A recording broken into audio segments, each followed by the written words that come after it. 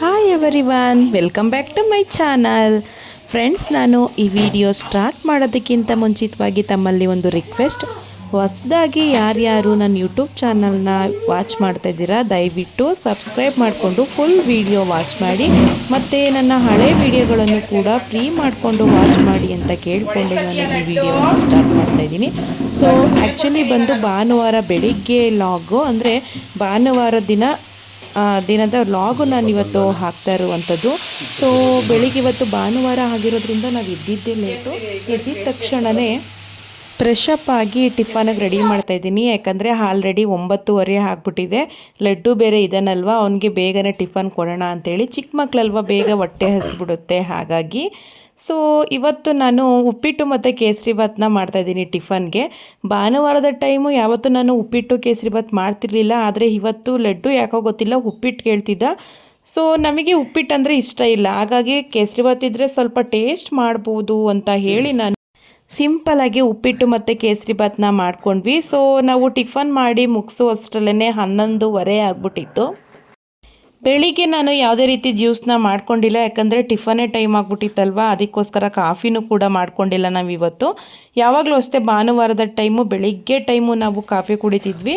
ಇವತ್ತು ಟೈಮ್ ಆಗಿರೋದ್ರಿಂದ ನಾವು ಕಾಫಿ ಜ್ಯೂಸು ಏನು ಮಾಡ್ಕೊಂಡಿಲ್ಲ. ಸೊ ಹಿಂದೆನೇ ನಾನು ಲಂಚ್ಗೂ ಕೂಡ ಪ್ರಿಪೇರ್ ಮಾಡ್ಕೋತಾ ಇದ್ದೀನಿ ತಿಂಡಿ ಆಗಿದ್ದ ತಕ್ಷಣವೇ. ಯಾಕಂದರೆ ತಿಂಡಿ ತಿಂದಿದ್ದೇ ನಾವು 11:30, ಟಿಫನ್ ಮಾಡಿ ಪಾತ್ರೆ ಎಲ್ಲ ತೊಳೆದು ಎಲ್ಲ ಕೆಲಸ ಮುಗಿಸುವಷ್ಟರಲ್ಲಿ 1 ಗಂಟೆ ಆಗ್ಬಿಡ್ತು. ಬೇಗ ಬೇಗ ಲಂಚಿಗೆ ಪ್ರಿಪೇರ್ ಮಾಡಿಬಿಡೋಣ, ಆಮೇಲೆ ಸ್ವಲ್ಪ ಹೊತ್ತು ರೆಸ್ಟ್ ಮಾಡಿದ್ರೆ ಆಯಿತು ಅಂತೇಳಿ ಈಗ ಮಧ್ಯಾಹ್ನ ಲಂಚ್ಗೆ ಪ್ರಿಪೇರ್ ಮಾಡ್ತಾಯಿದ್ದೀನಿ. ಸೊ ಇವತ್ತು ನಾನು ಯಾವುದೇ ರೀತಿ ಚಿಕನ್ ಆಗಲಿ ಮಟನ್ ಆಗಲಿ ಏನೂ ತರಿಸಿಲ್ಲ. ಜಸ್ಟು ನಾನು ಇವತ್ತು ಸ್ವಲ್ಪ ಸ್ಪೆಷಲ್ಲಾಗಿ ಮಾಡ್ತಾಯಿದ್ದೀನಿ. ಏನಪ್ಪ ಅಂದರೆ ಎಗ್ ಪೆಪ್ಪರ್ ಕರಿ ಅಂತೇಳಿ. ಸೊ ತುಂಬಾ ಚೆನ್ನಾಗಿರುತ್ತೆ. ಯಾವಾಗಲೂ ಅಷ್ಟೇ ನಾವು ಚಿಕನ್ ಪೆಪ್ಪರ್ ಕರಿ ಮಾಡ್ಕೊಂಡು ತಿಂತೀವಲ್ವ, ಸ್ವಲ್ಪ ನಾನು ಮೊಟ್ಟೆಲಿ ಮಾಡೋಣ ಇವತ್ತು, ಸ್ವಲ್ಪ ಡಿಫ್ರೆಂಟಾಗಿ ಇರಲಿ ಅಂತೇಳಿ ನಾನು ಮಾಡ್ತಾಯಿದ್ದೀನಿ. ಒಂದು ಸ್ಟೌವಲ್ಲಿ ನಾನೀಗ ಒಂದು 4 ಬಟ್ಟೆನ ಬೇಯೋದಕ್ಕೆ ಇಟ್ಕೊಂಡಿದ್ದೀನಿ. ಅಷ್ಟರಲ್ಲಿ ನಾವು ಪೆಪ್ಪರ್ ಕರಿ ಮಾಡೋದಕ್ಕೆ ಮಸಾಲೆ ಎಲ್ಲ ರೆಡಿ ಮಾಡ್ಕೋತಾ ಇದ್ದೀನಿ. ಒಂದು ಪ್ಯಾನ್ನ ಇಟ್ಕೊಂಡಿದ್ದಕ್ಕೆ ಮೆಣಸು, ಅಂದರೆ ನಿಮ್ಮ ಮನೆಗೆ ಖಾರಕ್ಕೆ ಎಷ್ಟು ಬೇಕೋ ಅಷ್ಟು ಮೆಣಸು, ಸ್ವಲ್ಪ ಸೋಂಪು, ಜೀರಿಗೆ, ಸ್ವಲ್ಪ ಧನಿಯಾ ಕಾಳು, ಮೆಂತ್ಯ ಕಾಳು 1-2 ಕಾಳು ಹಾಕಿದ್ರೂ ಕೂಡ ಚೆನ್ನಾಗಿರುತ್ತೆ ಗ್ರೇವಿ. ಸೊ ನಾನಿವತ್ತು ಹಾಕ್ಕೊಂಡಿಲ್ಲ. ಇದಿಷ್ಟನ್ನು ಕೂಡ ನಾವು ಚೆನ್ನಾಗಿ ಮಿಕ್ಸ್ ಮಾಡ್ಕೋಬೇಕು, ಚೆನ್ನಾಗಿ ಹುರ್ಕೋಬೇಕು.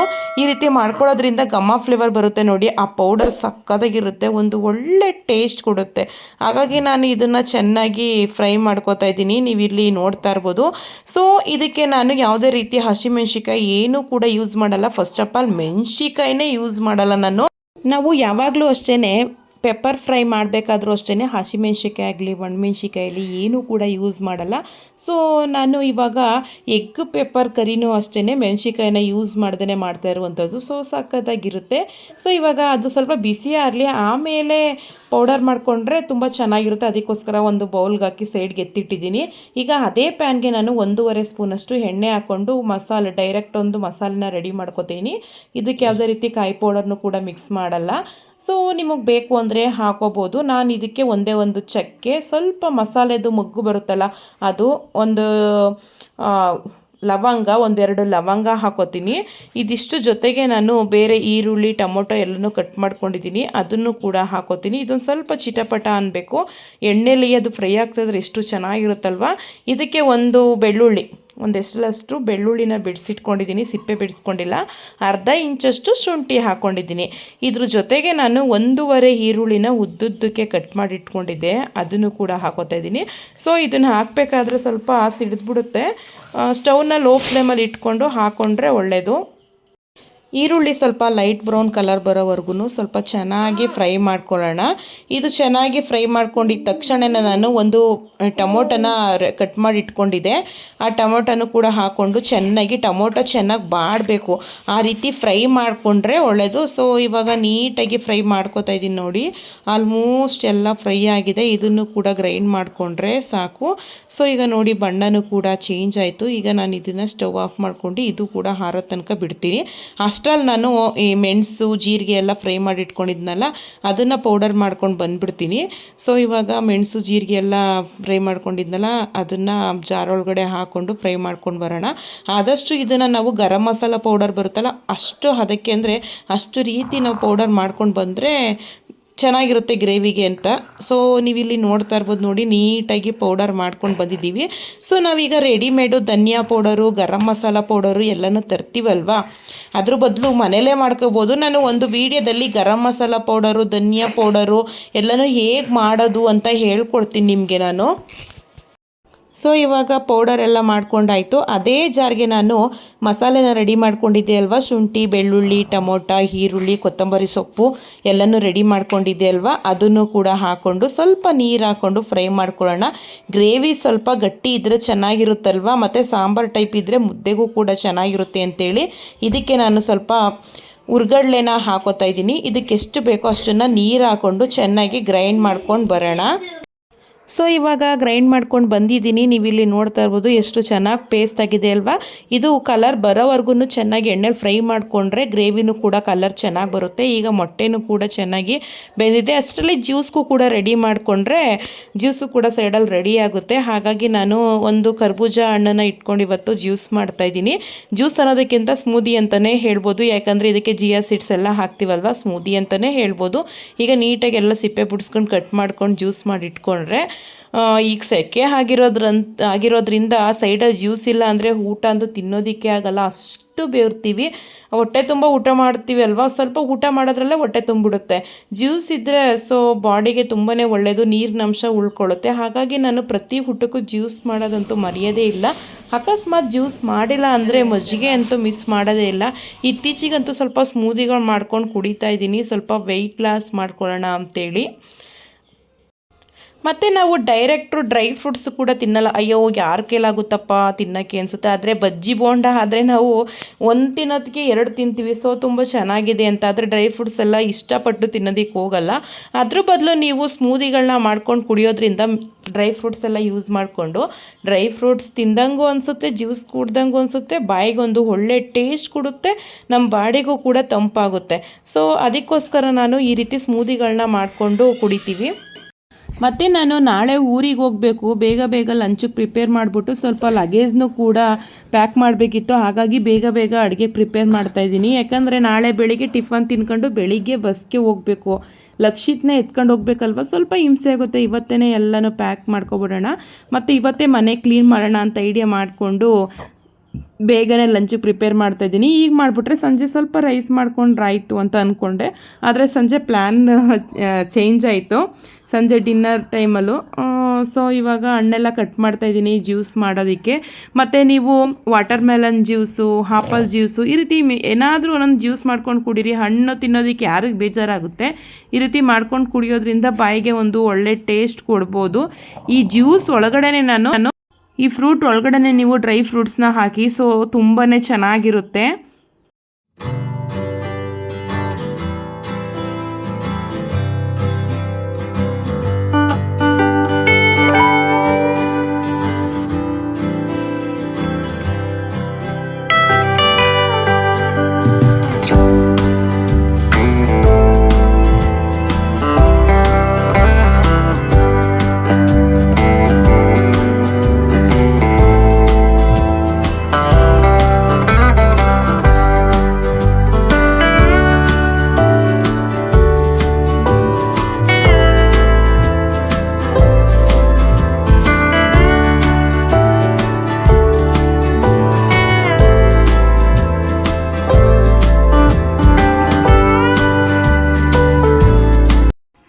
ಈಗ ಜ್ಯೂಸ್ ರೆಡಿ ಆಯಿತು. ನನ್ನ ಮಗುಂಗೆ ಫಸ್ಟ್ ಕೊಡ್ತಾಯಿದ್ದೀನಿ ಊಟಕ್ಕಿಂತ ಮುಂಚಿತವಾಗಿ. ಯಾಕಂದರೆ ಅವನಲ್ಲಿ ಒಂದು ಕ್ಯಾರೆಕ್ಟರ್ ನನಗೆ ತುಂಬಾ ಇಷ್ಟ. ನಾನು ಏನೇ ಒಂದು ಅಡುಗೆ ಮಾಡಬೇಕಾದ್ರೂ ತಟ್ಟೆ ಇಟ್ಕೊಂಡು ಬರೋದು, ಸ್ವಲ್ಪ ಹಾಕೊಡಮ್ಮ ಅಂತೇಳಿ.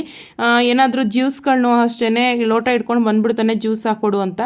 ಆ ರೀತಿ ಮಕ್ಕಳು ಕೇಳಿ ತಿನ್ನೋದ್ರಿಂದ ಅವರು ಆರೋಗ್ಯವಾಗಿರ್ತಾರೆ. ಒಂದೊಂದು ಮಕ್ಕಳು ಅದರಲ್ಲೂ ಎದುವೀರಿದನ್ನೆಲ್ಲ ಕೂಡ ತನಕನೂ ಕೇಳೋದೇ ಇಲ್ಲ. ಹಾಗಾದರೆ ಬೇಜಾರಾದರೆ ಇನ್ನೊಂದು ಸ್ವಲ್ಪ ತಿನ್ನಲಿ, ಕೇಳಿಕೊಂಡು ಸಂತೃಪ್ತಿಯಾಗಿ ಊಟ ಮಾಡ್ತಾನೆ. ಸೊ ಅದೊಂದು ಖುಷಿ. ಅವ್ನು ಕೇಳಿದ ತಕ್ಷಣವೇ ನಾನು ಅವನಿಗೆ ಮಾಡಿಕೊಟ್ಬಿಡ್ತೀನಿ. ಸೊ ಈಗ ಫ್ರಿಜ್ಜಲ್ಲಿ ಇಡ್ತಾ ಇದೆ. ಅದಕ್ಕಿಂತ ಮುಂಚಿತವಾಗಿ ಅವನು ಜ್ಯೂಸ್ ಕೇಳ್ದ, ಅವನಿಗೆ ಕೊಟ್ಬಿಟ್ಟು ಈಗ ಫ್ರಿಜ್ಜಲ್ಲಿ ಇಟ್ಬಿಟ್ಟು ನೆಕ್ಸ್ಟು ಮೊಟ್ಟೆ ಎಲ್ಲ ಬಿಡಿಸ್ಕೊತಾ ಇದ್ದೀನಿ. ಯಾಕಂದರೆ ಗ್ರೇವಿ ಮಾಡಬೇಕಲ್ವಾ. ಸೊ ನಾವು ಮೊಟ್ಟೆನ ಡೈರೆಕ್ಟು ಹಸಿ ಮೊಟ್ಟೆನ ಹಾಕಿ ಕೂಡ ನಾವು ಪೆಪ್ಪರ್ ಗ್ರೇವಿನ ಮಾಡ್ಬೋದು, ಬಟ್ ಅಷ್ಟು ಚೆನ್ನಾಗಿರಲ್ಲ ಅಂತ ಅನಿಸುತ್ತೆ. ಹಾಗಾಗಿ ಮೊಟ್ಟೆ ಬೇಯಿಸ್ಬಿಟ್ಟು ಟ್ರೈ ಮಾಡೋಣ ಅಂದ್ಕೊಂಡು ಮಾಡ್ತಾಯಿದ್ದೀನಿ. ಸೊ ಸಖತ್ತಾಗಿತ್ತು. ಯಾವಾಗಲೂ ನಾವು ಮೊಟ್ಟೆ ಗ್ರೇವಿ ಮಾಡ್ತೀವಿ, ಮಸಾಲೆ ಹಾಕ್ಬಿಟ್ಟು ಮೊಟ್ಟೆ ಸಾಂಬಾರು ಮಾಡ್ತೀವಿ, ಮೊಟ್ಟೆ ಮಸಾಲ ಮಾಡ್ತೀವಿ. ಈ ರೀತಿ ನೀವು ಎಗ್ ಪೆಪ್ಪರ್ ಫ್ರೈನ ಮಾಡ್ಕೊಳ್ಳೋದ್ರಿಂದ, ಅಂದರೆ ಪೆಪ್ಪರ್ ಫ್ರೈ ಗ್ರೇವಿ ಮಾಡ್ಕೊಳ್ಳೋದ್ರಿಂದ ಒಂದು ಒಳ್ಳೆ ಟೇಸ್ಟ್ ಕೊಡುತ್ತೆ. ಯಾವಾಗಲೂ ನಾವು chicken pepper fry, chicken pepper gravy ಮಾಡ್ಕೊಂಡು ತಿಂತೀವಲ್ವ, ಈ ರೀತಿ ಎಗ್ನ ಯೂಸ್ ಮಾಡ್ಕೊಂಡು ತಿನ್ನಿ, ಸಖತ್ತಾಗಿರುತ್ತೆ. ನಾನಂತೂ ಇಷ್ಟು ಚೆನ್ನಾಗಾಗುತ್ತೆ ಅಂತ ಅಂದ್ಕೊಂಡಿರಲಿಲ್ಲ. ಫಸ್ಟ್ ಟೈಮ್ ನಾನೇ ಸುಮ್ಮನೆ ಐಡಿಯಾ ಮಾಡಿದೆ. ಸೊ ಚಿಕನ್ ಹಾಕಿ ಮಾಡ್ತೀವಿ, ಮೊಟ್ಟೆನ ಹಾಕಿ ಮಾಡಿದ್ರೆ ಹೇಗಿರುತ್ತೆ, ಒಂದು ಸಾರಿ ಟ್ರೈ ಮಾಡೋಣ ಅಂತೇಳಿ ನಾನು ಮೊಟ್ಟೆ ತರಿಸಿ ಟ್ರೈ ಮಾಡಿದೆ. ಬಟ್ ರಿಸಲ್ಟ್ ಅಂತೂ 100% ಬಂತು ಅಂತಲೇ ಹೇಳ್ಬೋದು. ಸೊ ನಾನು ಮಸಾಲೆಗೆಲ್ಲ ರೆಡಿ ಮಾಡ್ಕೊಂಡಿದ್ನಲ್ಲ, ಅದೇ ಪ್ಯಾನಿಗೆ ನಾನು ಒಂದು ಸ್ವಲ್ಪ ಎಣ್ಣೆ ಹಾಕ್ಕೊಂಡು ಮೊಟ್ಟೆ ಬೇಯಿಸಿಟ್ಕೊಂಡಿದ್ನಲ್ಲ, ಸುತ್ತ ಚಾಕುವಲ್ಲಿ ಸ್ವಲ್ಪ ಪೀಸ್ ಥರ ಮಾಡಿಬಿಟ್ಟು ಎಣ್ಣೆ ಕಾದಿದ ತಕ್ಷಣವೇ ಮೊಟ್ಟೆ ಹಾಕೊಂಡೆ. ಅದ್ರ ಮೇಲೆ ಸ್ವಲ್ಪ ಪೇಪರ್ ಪೌಡರು, ಸ್ವಲ್ಪ ಅರಿಶಿನ ಪೌಡರು ಇಷ್ಟನ್ನು ಹಾಕ್ಕೊಂಡು ಈ ರೀತಿ ಸ್ವಲ್ಪ ಮಿಕ್ಸ್ ಮಾಡ್ಕೋಬೇಕು. ಸ್ವಲ್ಪ ಉಪ್ಪು ಹಾಕ್ಕೊಳ್ಳಿ, ಉಪ್ಪು ಚೆನ್ನಾಗಿ ಹಿಡಿಬೇಕು. ಆ ರೀತಿ ಫ್ರೈ ಮಾಡ್ಕೊಳ್ಳೋದ್ರಿಂದ ಮೊಟ್ಟೆ ತಿನ್ನಬೇಕಾದ್ರೇ ಟೇಸ್ಟ್ ಕೊಡುತ್ತೆ, ಇಲ್ಲಾಂದರೆ ಸಪ್ಪೆ ಅನಿಸ್ಬಿಡುತ್ತೆ. ಹಾಗಾಗಿ ನಾನು ಸ್ವಲ್ಪ ಉಪ್ಪು ಎಲ್ಲನೂ ಹಾಕ್ಕೊಂಡು ಫ್ರೈ ಮಾಡ್ಕೋತಾ ಇದ್ದೀನಿ. ನೀವು ಇಲ್ಲಿ ನೋಡಿ ಪಾತ್ರೆ ಅಂಟುತ್ತೆ, ಅಲ್ಲಿವರೆಗೂ ಕೂಡ ನೀವು ಫ್ರೈ ಮಾಡ್ಕೊಳ್ಳಿ. ಯಾವಾಗ ಅದು ಪಾತ್ರೆ ಅಂಟಕ್ಕೆ ಸ್ಟಾರ್ಟ್ ಆಗುತ್ತೆ ಆಗ ನೀವು ಸ್ಟವ್ ಆಫ್ ಮಾಡಿಕೊಂಡು ಒಂದು ಬೌಲ್ಗೆ ಸರ್ವ್ ಮಾಡಿಕೊಂಡ್ರೆ ಆಯಿತು. ಸೊ ನೋಡಿ ಎಲ್ಲ ಅಂಟ್ತೈತೆ ಮೊಟ್ಟೆ. ಈಗ ನಾನು ಬೇರೆ ಪಾತ್ರೆಗೆ ಹಾಕೋತೀನಿ, ಯಾಕಂದರೆ ಇದೇ ಪಾತ್ರೆಯಲ್ಲಿ ನಾನು ಗ್ರೇವಿನ ರೆಡಿ ಮಾಡ್ಕೋಬೇಕು. ಯಾಕಂದರೆ ಎಣ್ಣೆ ಉಳ್ಕೊಂಡಿದೆ ನೋಡಿ, ಪುನಃ ನಾವು ಎಣ್ಣೆ ಹಾಕೋ ಅವಶ್ಯಕತೆ ಇಲ್ಲ. ಹಾಗಾಗಿ ಅದೇ ಎಣ್ಣೆಯಲ್ಲಿ ನಾನು ಗ್ರೇವಿನ ಮಾಡ್ಕೋತೀನಿ. ಬೇರೆ ಪಾತ್ರೆಗೆ ಎಲ್ಲನೂ ಕೂಡ ಈಗ ಚೇಂಜ್ ಮಾಡಿಕೊಂಡೆ. ಸೊ ಈಗ ಅದೇ ಪಾತ್ರೆಗೆ ನಾನು ಮಸಾಲೆನ ರುಬ್ಕೊಂಡಿದ್ದೆ ನೋಡಿ, ಇದಕ್ಕೆ ಒಗ್ಗರಣೆಗೆ ನಾನು ಈರುಳ್ಳಿನೂ ಕೂಡ ಹಾಕ್ತಾಯಿಲ್ಲ. ನಾನು ಏನು ಈರುಳ್ಳಿ, ಟೊಮೊಟೊ, ಬೆಳ್ಳುಳ್ಳಿ, ಶುಂಠಿ ಎಲ್ಲ ಹಾಕ್ಕೊಂಡಿದ್ದೋ ಆ ಗ್ರೇವಿನ ಹಾಕ್ಕೊಂಡು ಎಣ್ಣೆ ಒಳಗಡೆ ಈಗ ನೀಟಾಗಿ ಮಿಕ್ಸ್ ಮಾಡ್ಕೋತಾ ಇದ್ದೀನಿ. ಎಷ್ಟು ನೀರು ಬೇಕೋ ಅದಕ್ಕೆ ನೀರು ಹಾಕ್ಕೊಳ್ಳಿ. ನೀವು ಇಲ್ಲಿ ನೋಡ್ತಾ ಇರ್ಬೋದು, ಇದು ಆದಷ್ಟು ನಾವು ಹುರಿಗಡಲೆ ಹಾಕಿದ್ದೀವಲ್ವ, ಗಟ್ಟಿ ಬಂದುಬಿಡುತ್ತೆ. ಇದಕ್ಕೆ ನಾನು ಪೌಡರ್ ಮಾಡ್ಕೊಂಡಿದ್ನಲ್ಲ, ಮೆಣಸು ಮತ್ತು ಜೀರಿಗೆ, ಸೋಂಪು, ಧನಿಯಾ ಕಾಳು ಎಲ್ಲನೂ ಹುರ್ಕೊಂಡು ನೀಟಾಗಿ ಪೌಡರ್ ಮಾಡ್ಕೊಂಡಿದ್ದೆ. ಒಳ್ಳೆ ಘಮ ಫ್ಲೇವರ್ ಬಂತು ಪೌಡರ್ ಅಂತೂ. ಅದನ್ನು ಕೂಡ ಹಾಕ್ಕೊಂಡೆ. ನಮಗೆ ಸಂಜೆಗೂ ಕೂಡ ಸಾಂಬಾರು ಬೇಕಿತ್ತು, ಅದಕ್ಕೋಸ್ಕರ ಕ್ವಾಂಟಿಟಿನ ಸ್ವಲ್ಪ ಜಾಸ್ತಿ ಮಾಡಿಕೊಂಡೆ ನೀರು ಹಾಕ್ಕೊಂಡು. ಇದೊಂದು ಸ್ವಲ್ಪ ಕುದಿಲಿ, ನಾನು ಇನ್ನೂ ಇದಕ್ಕೆ ಉಪ್ಪು ಹಾಕಿಲ್ಲ.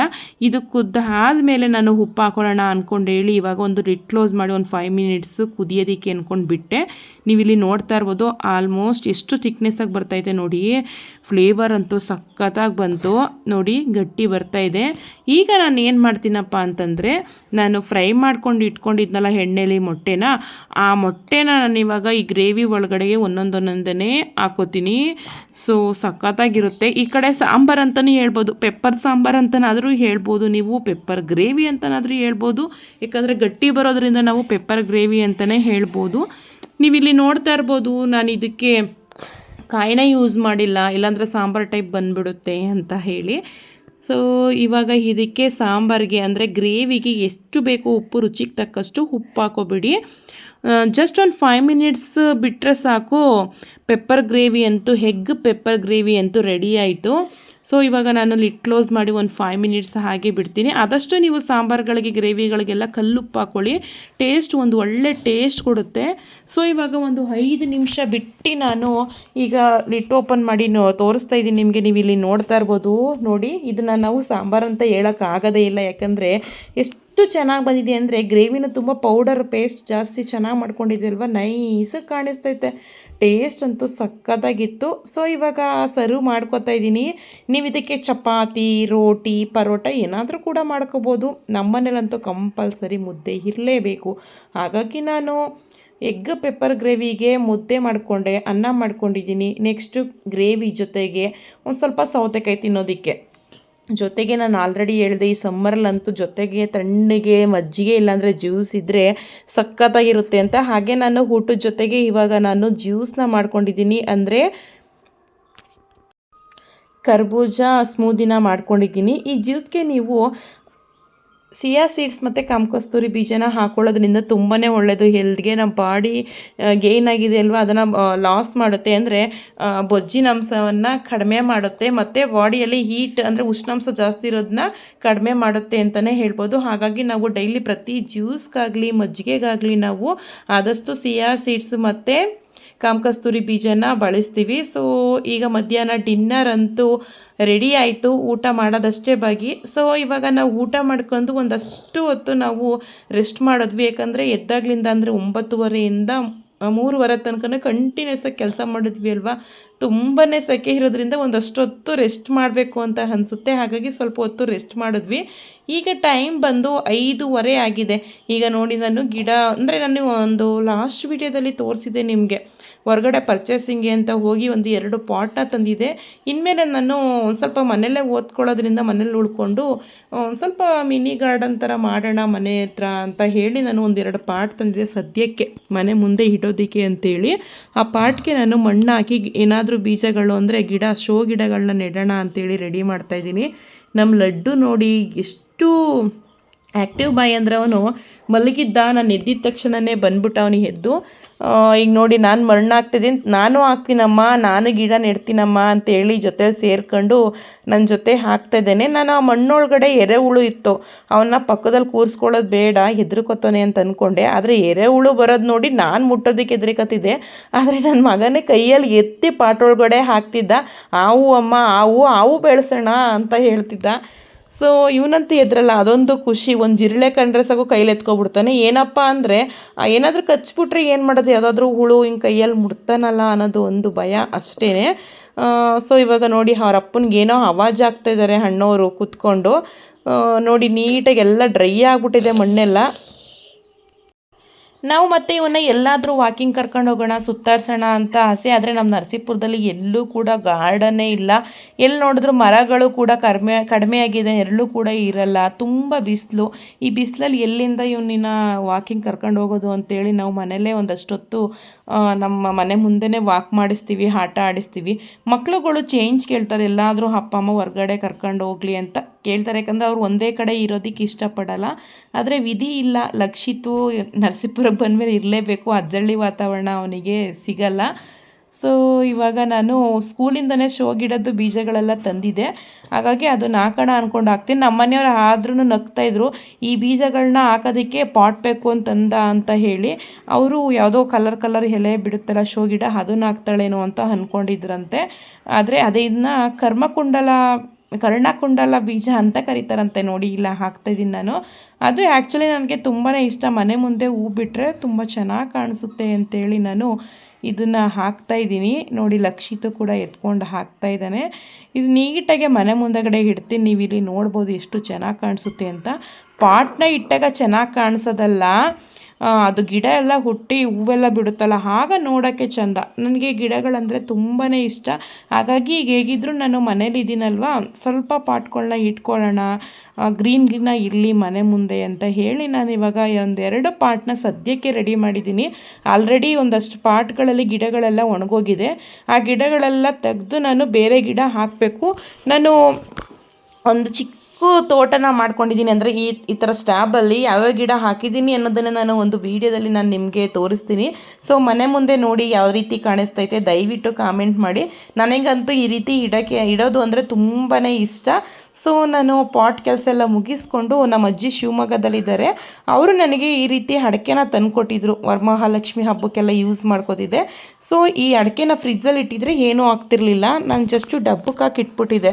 ಆದರೆ ಇವಕ್ಕೂ ಹುಳ ಬರುತ್ತೆ ಅಂತ ಈಗಲೇ ಗೊತ್ತಾಗಿದ್ದು. 1 kg ಅಷ್ಟಿತ್ತು, ಆದರೆ ಹುಳುಗಳೆಲ್ಲ ತಿಂದು ಆಲ್ಮೋಸ್ಟ್ ಅರ್ಧಂಬರ್ಧ ಎಲ್ಲ ಪೌಡರ್ ಆಗಿಬಿಟ್ಟಿತ್ತು. ಹಾಗಾಗಿ ನಾನು ಆ ಪೌಡರೆಲ್ಲ ಚೆಲ್ಬಿಟ್ಟು ಬಿಸಿಲಲ್ಲಿ ಒಣಗಾಕಿದೆ, ಹುಳು ಎಲ್ಲ ಹೋಗಲಿ ಅಂತೇಳಿ. ಹುಳು ಎಲ್ಲ ಹೋಗಿದ ತಕ್ಷಣ ಚೆನ್ನಾಗಿ ಕೇರ್ಬಿಟ್ಟು ಅದನ್ನು ಒಂದು ಡಬ್ಬಕ್ಕೆ ಹಾಕಿ ಫ್ರಿಜ್ಜಲ್ಲಿ ಸ್ಟೋರೇಜ್ ಮಾಡಿ ಇಟ್ಟೆ. ಸಂಜೆ ನೋಡಿ ನಾನು ಚೇಂಜ್ ಮಾಡಿದೆ ಅಡುಗೆನ ಅಂತ ಹೇಳಿದೆ. ಏನಪ್ಪ ಅಂದರೆ ಅದೇ ಗ್ರೇವಿ ಇತ್ತಲ್ವ, ಏನು ರೈಸ್ ಮಾಡ್ಕೊಂಡು ತಿನ್ನೋದು ಅಂತೇಳಿ ನಾನು ಜಸ್ಟ್ ಸಿಂಪಲಾಗಿ ಅಕ್ಕಿ ರೊಟ್ಟಿನ ಹಾಕ್ತಾಯಿದ್ದೀನಿ. ಸೊ ಅಕ್ಕಿ ರೊಟ್ಟಿಗೋಸ್ಕರ ನನ್ನ ಮಗ ಆಲ್ರೆಡಿ ರೆಡಿಯಾಗಿ ನಿಂತಿದ್ದಾರೆ ರೊಟ್ಟಿ ಹಾಕ್ಕೊಡಿ ಅಂತ. ಆದರೆ ಅವ್ನು ತಿಂದಿದ್ದು ಅರ್ಧ ರೊಟ್ಟಿ ತಿಂದ ಅಷ್ಟೇ. ರೊಟ್ಟಿ ನಮ್ಮ ಕಡೆ ಏನಿದ್ರು ಈ ರೀತಿ ಬಳಿಯೋ ರೊಟ್ಟಿ ಮಾಡೋದು, ತಟ್ಟೋ ರೊಟ್ಟಿ ಮಾಡಲ್ಲ. ಅಮ್ಮ ತುಂಬ ಚೆನ್ನಾಗಿ ಮಾಡ್ತಾರೆ. ಅಮ್ಮ ಮಾಡೋ ಸ್ಟೈಲ್ ಅಂದರೆ ತುಂಬ ಇಷ್ಟ. ಅದರಲ್ಲೂ ಈ ಶೆಕೆಯಲ್ಲಿ ಒಂದು ರೊಟ್ಟಿ ತಿಂದ್ಕೊಂಡ್ರೆ ಸಾಕು ಅಂತ ಅನಿಸುತ್ತೆ. ಹಾಗಾಗಿ ಸಂಜೆ ಎಲ್ಲರೂ 2 ರೊಟ್ಟಿ ಸಾಕಾಗುತ್ತೆ, ರೈಸ್ ಏನು ಮಾಡೋದು ಅಂತೇಳಿ ಸಿಂಪಲಾಗಿ ನಾನು ರೊಟ್ಟಿನ ಮಾಡ್ಕೋತಾ ಇದ್ದೀನಿ.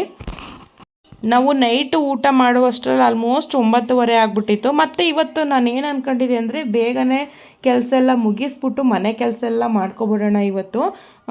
ಸೊ ಬೆಳಿಗ್ಗೆ ಎದ್ದು ಸ್ನಾನ ಮಾಡ್ಕೊಂಡು ಹೊರಡೋಕ್ಕೆ ಸರಿ ಹೋಗುತ್ತೆ ಅಂತ ಅಂದ್ಕೊಂಡೆ. ಆದರೆ ಏನೂ ಕೂಡ ಆಗಲಿಲ್ಲ.